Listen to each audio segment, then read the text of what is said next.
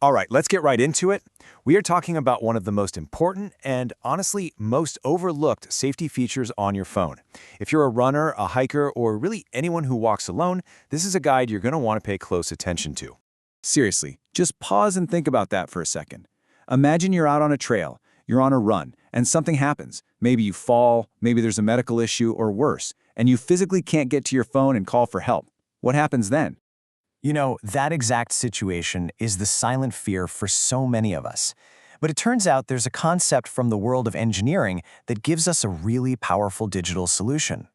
It's called a dead man's switch, and the idea is just so simple, but it's absolutely brilliant. It's an alarm that gets triggered not when you do something, but when you fail to do something, like checking in. It's designed to assume the worst, so you don't have to be the one to make the call. And look, this is exactly why things like pepper spray or those manual panic buttons have a major flaw.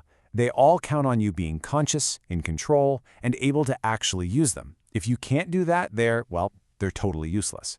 So how do we get this automated dead man switch working for us? Well, here's the best part. You probably already have it. It's called Safety Check, and it's built right into the personal safety app on your Android phone. This isn't some extra thing you have to download. It's already there. You just need to know how to turn it on. Think of it as your phone's own digital lifeguard. So how does it work? It's incredibly simple. You basically just tell your phone, hey, I'll be gone for this long. It then starts a silent, dormant timer that uses practically zero battery. But if that timer hits 0 and you don't respond, that's when your phone springs into action and kicks off the rescue protocol. So, what does that rescue actually look like? What happens? Let's break down the exact sequence of events step by step.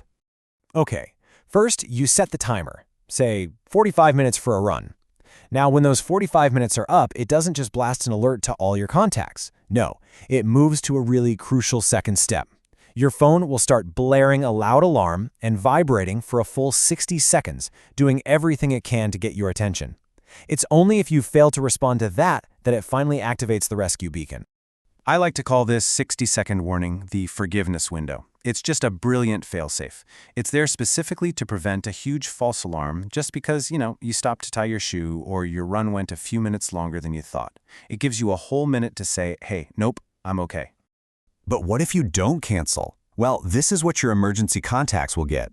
A text message with a link. And when they tap that link, it opens up Google Maps to your live, real-time location. And check out the level of detail here. It even tells them your phone's current battery percentage, so they have an idea of how much time they might have to reach you. Okay, so this feature is absolutely incredible, but it has one giant Achilles heel if you don't set it up the right way. So please, whatever you do, do not skip this next part. This is critical. And I'm not being dramatic here. If you get this one setting wrong, the entire rescue system could completely fail you when you need it the most. You absolutely positively must give the personal safety application permissions either while in use or allow all the time. Just look at the difference here. If it's off, the app has no idea where you are. Your contacts might get a message saying you're in trouble, but with no location data. The rescue fails. With permissions on, the rescue succeeds. It's that simple. And hey, don't just take my word for it. The official Android security guidelines say this is exactly what it's for. For when you're walking somewhere new or going for that late-night run, this is the official protocol. And here's a little pro tip to make this even easier to use. You don't have to be fumbling around with your phone in the dark. You can just use your voice. Hey Google, start a safety check for a 45-minute run. That's it. It's totally hands-free.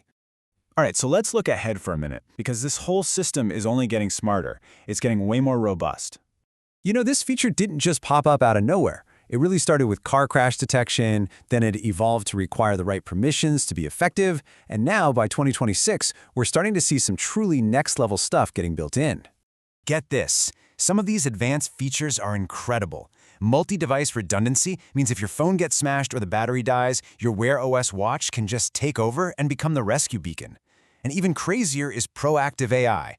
Your phone will actually learn your patterns, and if it sees you've stopped moving unexpectedly on some remote trail, it will ping you and ask if you're okay, even if you never set a timer. What this all really points to is a huge shift in thinking. We are moving away from a reactive system, where you have to be the one to ask for help, to a proactive one, where your devices are smart enough to know when something is wrong and step in all on their own.